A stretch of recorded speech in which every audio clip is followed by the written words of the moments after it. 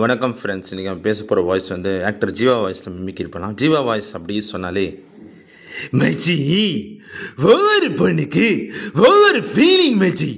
மச்சி ஒரு கார்டர் சொல்லு பொண்ணா அது நெல்லை மணியை நான் தானே போட போகிறேன்.